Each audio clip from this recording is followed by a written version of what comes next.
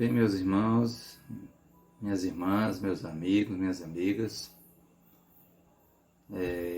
continuaremos hoje com o capítulo de número 41 do livro Palavra de Vida Eterna.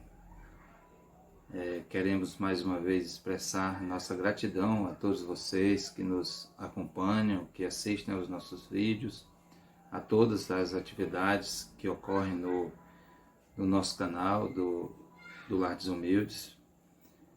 E é sempre uma gratidão poder trazer uma mensagem baseada nas obras espíritas, nas obras que foram psicografadas pelo querido Chico, com o aparato, com as mensagens advindas de Emmanuel, que são mensagens sempre muito profundas, que trazem grandes reflexões para todos nós. É um compêndio, que nos oferece modos de vivência no nosso cotidiano, que nos oferece direcionamentos, que nos dão algum norte no que diz respeito àquilo que nós devemos seguir, o caminho que nós devemos trilhar. No capítulo de hoje, 41, como já afirmamos, intitulado Se Andarmos na Luz. Este livro, este capítulo está embasado numa passagem da primeira epístola de João, capítulo 1, versículo 7, que nos diz o seguinte: Se andarmos na luz como Ele está, temos comunhão uns com os outros. Luz, Ele, se referindo ao Cristo, que é todo luz, Ele nos afirma que se nós caminharmos na luz, se nós andarmos, se nós buscarmos a luz do Cristo, certamente teremos comunhão uns com os outros. Certamente nós teremos uma relação de cordialidade, de fraternidade, de compreensão, de perdão, de esperança, de renovação, uns com os outros. Se não é isso que está faltando à nossa sociedade de um modo geral, à humanidade de um modo geral, não é isso que está faltando? Nós procurarmos a luz. E qual a luz que habitou este planeta, que aqui esteve, que nos trouxe palavras de vida eterna, senão a luz do Cristo, senão a luz desse abnegado ser que é o governador do nosso planeta, que se dignou em vir até nós para trazer a mensagem universal divina de Deus, do Criador. Que seríamos de nós se não tivéssemos obtido essa graça, recebido essa visita dele encarnado para nos trazer as grandes lições universais? Nós lamentamos ainda, obviamente, os equívocos que nós, enquanto humanidade, ainda cometemos, com tantas lutas, são lutas inglórias, porque são lutas voltadas muito para a questão do terra-terra, para as questões que são transitórias, de cunho material único e exclusivamente. Lutas essas que nos levam, enquanto humanidade, a nos digladiarmos ainda uns com os outros em busca de amealharmos ainda mais riquezas. Nações contra nações, nações invadindo nações, e essa fraternidade que o momento, que o mundo nos convida a realizar, a exercer no nosso dia a dia, realmente estamos deixando um pouco a desejar no que diz respeito a isso. Está faltando fraternidade para nós enquanto humanidade. Mas o convite continua sendo feito, o Cristo continua trabalhando, e nós mesmo que de forma muito superficial, diante do conhecimento que nós temos das suas mensagens universais, a gente tenta caminhar, tenta segui-lo, tenta exercer realmente o papel que ele nos convida, que é nos tornarmos fraternos, nos tornarmos verdadeiros irmãos uns com os outros, seguirmos a sua luz e assim vivermos em comunhão. E aí vai chegar esse momento, nós não temos dúvida. E enquanto ele não chega, nós que aqui nos encontramos e que abraçamos a doutrina espírita como o nosso estilo de vida, como o nosso modo de viver, adotamos a doutrina espírita como o nosso norte, porque nós temos a certeza, a convicção de que ela nos traz esse Cristo redivivo, a mensagem cristã na sua base, né? Lá no seu início, na sua inteireza, né? Sem os filtros colocados, ou melhor dizendo, sem as distorções que foram realizadas ao longo das eras por interesses único e exclusivamente mundanos, de pessoas que buscavam o poder e que se apropriaram da mensagem cristã para se sobreporem aos demais, né? Para ter o poder se afirmando como enviados de Deus e cometendo os maiores absurdos que, infelizmente, ainda vemos nos dias atuais.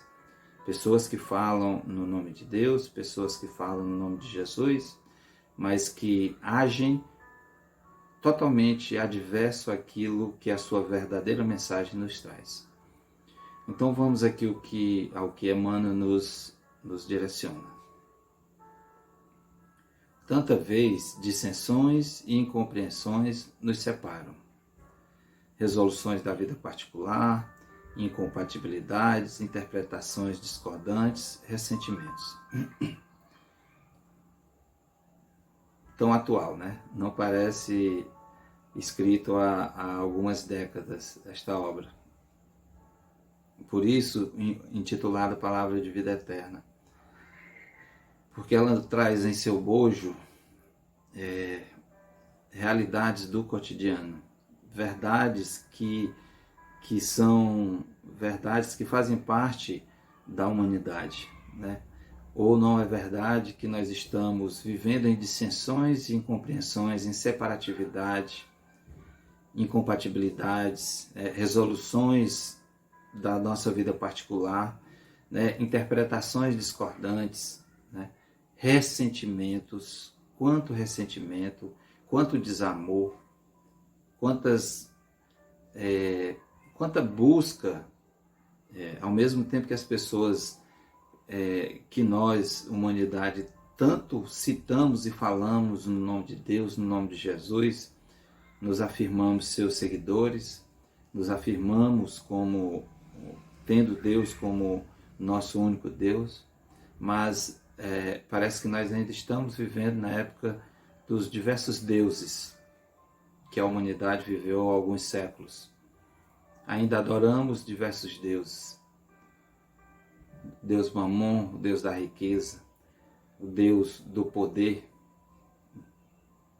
né? Os deuses gregos, os deuses romanos, ainda numa visão pagã, ainda que não foi ainda retirada do nosso ser.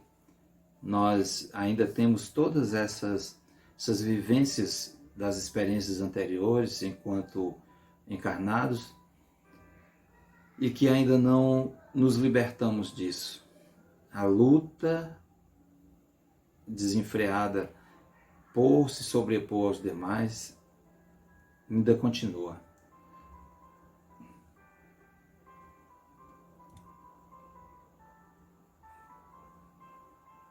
Uma luta ainda de difícil realização, uma luta ainda de difícil encontro, né? de difícil comunhão, porque cada um caminha numa direção que busca a atender às suas necessidades pessoais e não às necessidades de uma coletividade.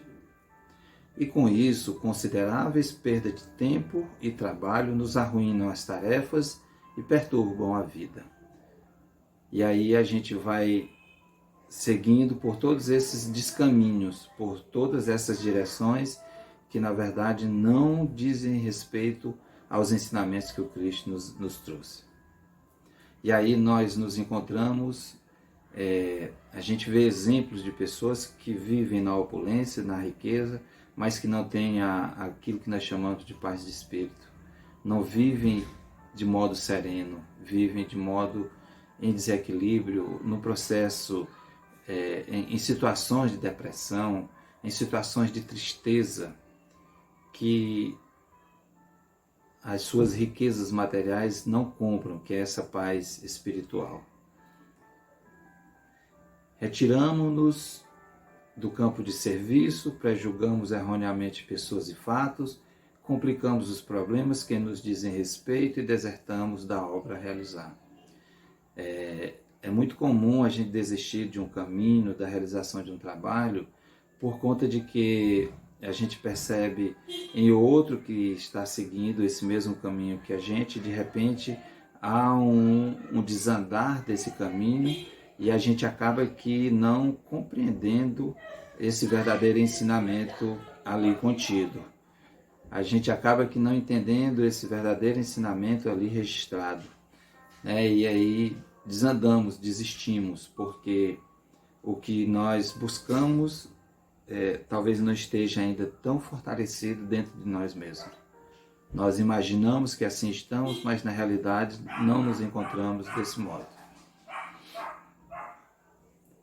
Contudo, não nos sobrevirão semelhantes desastres se andarmos na luz, porque na claridade radiante do Mestre compreenderemos que todos partilhamos as mesmas esperanças e as mesmas necessidades.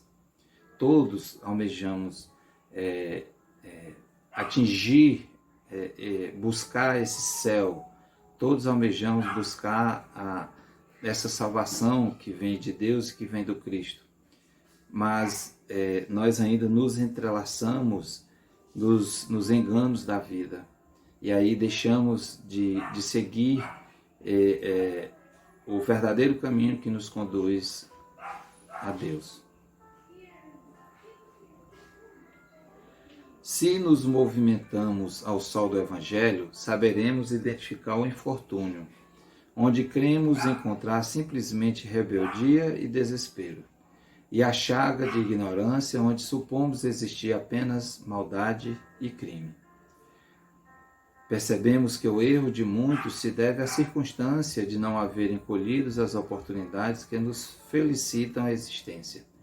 E reconheceremos que, situados nas provas que motivaram a dor de nossos irmãos caídos em delinquência, talvez não tivéssemos escapado à dominação da sombra. Então, percebemos que o erro de muitos se deve a circunstâncias de não haverem colhido as oportunidades que nos felicitam a existência. Muitos realmente não têm as oportunidades que nós tivemos. Muitos talvez tenham e não reconheçam essas oportunidades. Muitos talvez não observem isso de um modo com uma acuidade maior. Mas, isso é verdade, mas a gente percebe que o orgulho e o egoísmo humano faz com que essas pessoas que vêm à Terra em condições mais delicadas, mais difíceis, as oportunidades realmente são muito reduzidas. As oportunidades de desenvolvimento pessoal, de desenvolvimento do intelecto, de desenvolvimento da moral. Vivemos em situações tão dolorosas, tão sofredoras, mas ao mesmo tempo temos tantas riquezas, tantas oportunidades de melhorar a vida de todos, mas boa parte da humanidade prefere amealhar ainda mais e mais esses recursos e guardá-los, né? E quanto mais riqueza tem, mais buscam essas riquezas, sem compartilhá-la de um modo mais adequado, né? na verdade fazendo uso desses bens para se apoderar do trabalho de muitos e aumentarem cada vez mais as suas riquezas, podendo fazer uma divisão maior disso e nós termos menos miséria no nosso planeta, na nossa terra.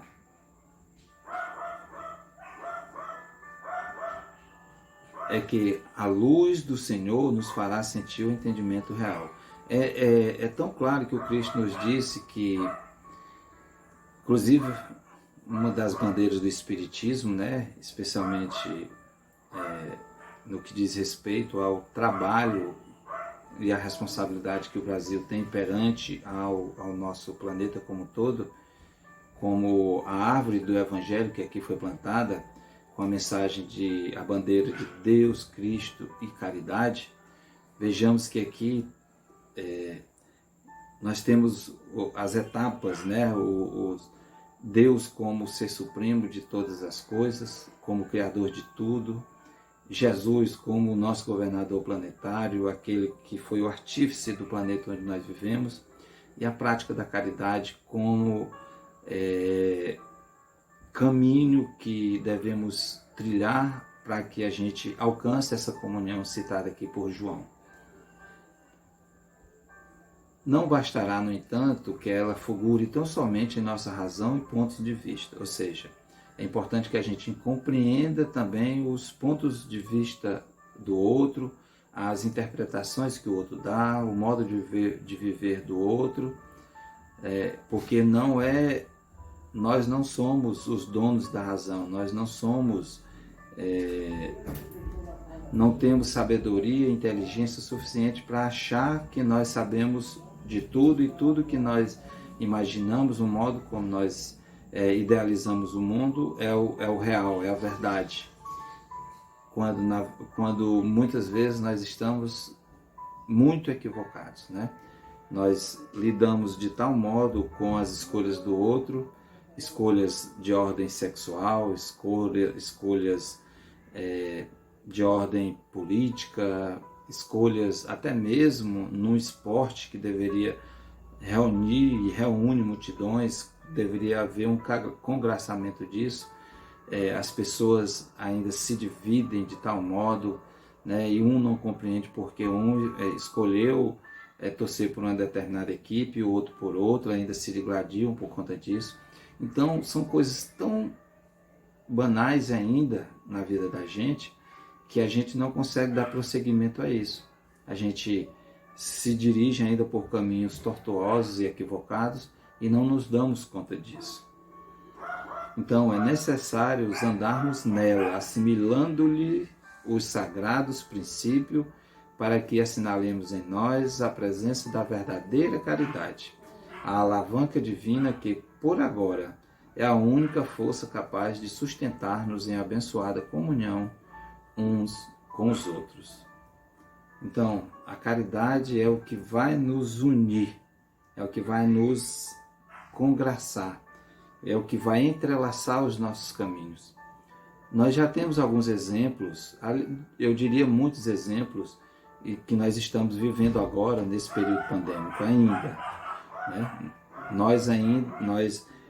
Quanta gente se abraçou, que deu as mãos para amparar aqueles irmãos em situação mais delicada e que continuam fazendo isso nesse mundo de miséria, de dor e sofrimento que é a nossa realidade ainda. Então esse é o direcionamento, esse é o caminho, a caridade. Não à toa nós temos como uma das premissas, fora na doutrina espírita, fora da caridade, não há salvação. Pensemos nisso, meus irmãos, pensemos nessas premissas, pensemos nessas orientações, pensemos nesses ensinamentos. E não só pensemos, né? Mas pratiquemos, realizemos, nos tornemos de forma verdadeira pessoas que agem desse modo, com caridade, como Cristo nos ensinou. Um grande abraço a todos e que Ele nos abençoe e nos dê saúde, sabedoria e serenidade no nosso existir.